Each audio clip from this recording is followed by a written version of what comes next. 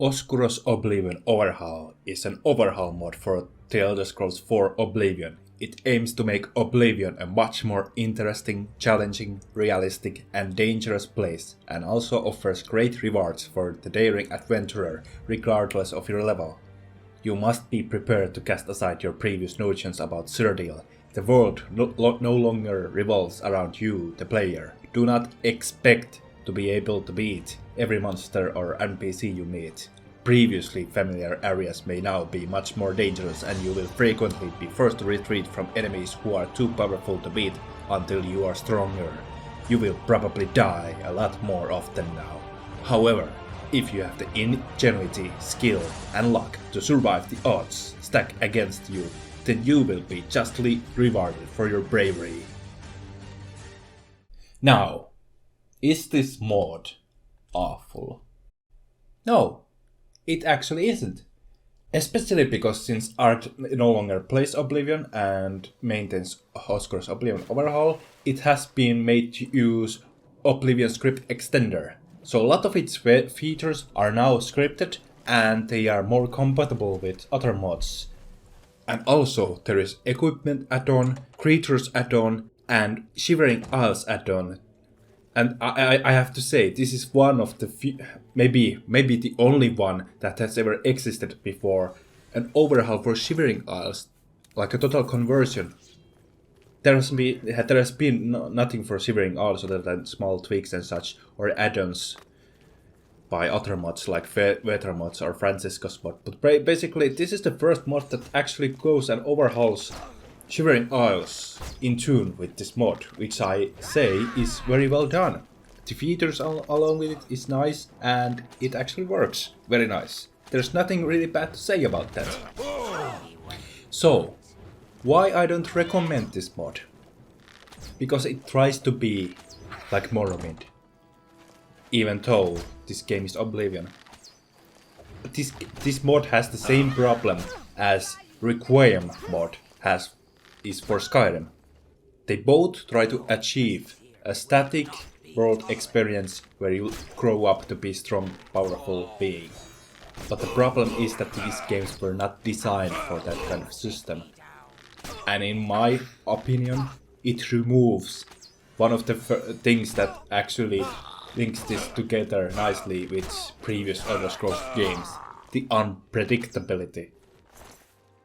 Oblivion is a game about dungeon crawling, mostly. I would say most of the Elder Scrolls games are, but Oblivion actually works good with it. Until the level scaling fucks you up with it. But there is the framework on it.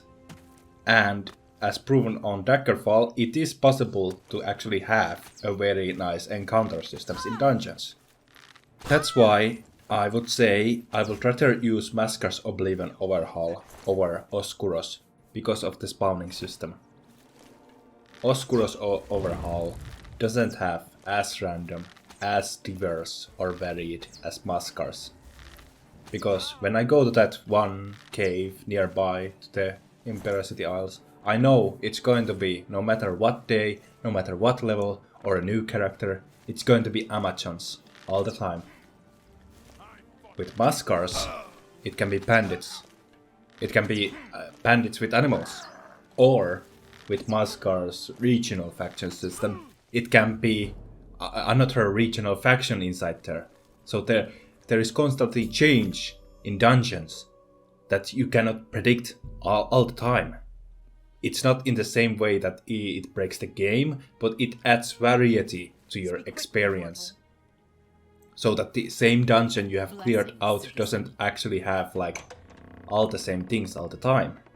It's a bit of fresh air to the dungeon crawling, especially when you replay games a lot. And while Oscuro's Oblivion Overhaul has been given a script extender, I cannot say that it's still a mod I would have fun time, especially because of the patches. There's still a lot of patches it requires, because it still edits stuff a lot. Whereas with Maskar's Oblivion Overhaul, it's all scripted. Basically, if I had two mods running, doing the same thing, Maskar's Oblivion Overhaul, and say lock bashing system, I can disable Maskar's Oblivion Overhaul's lock bashing system and instead use that one. The thing about Maskar's Oblivion Overhaul I like a lot is customizability. You can turn on or off things you don't like or don't want to and still have a good time with it. Because it's scripted, it's very compatible. And as a small note, I want to say that there's a little bit of misinformation people like to say about Oscuro's Oblivion Overhaul, and that it makes everything static. That is a lie. Because there are, even on the unofficial Elder Scrolls wiki, listed out some creatures and NPCs that do grow stronger with the player. So, you can say it is technically static, but there is level scaling. Not to the extent that Vanilla has it, not to the extent that bandits are wearing Daedric equipment, but there is still level scaling.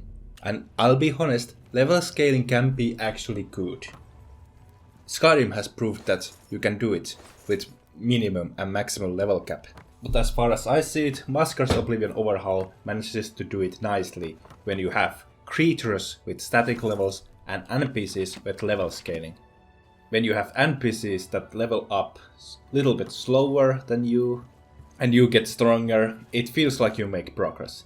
Think about it like Dying Light level scaling. In there, the zombies do level up, level scale with you, but you get so much stronger that it doesn't really be so noticeable. But yeah, that's about it.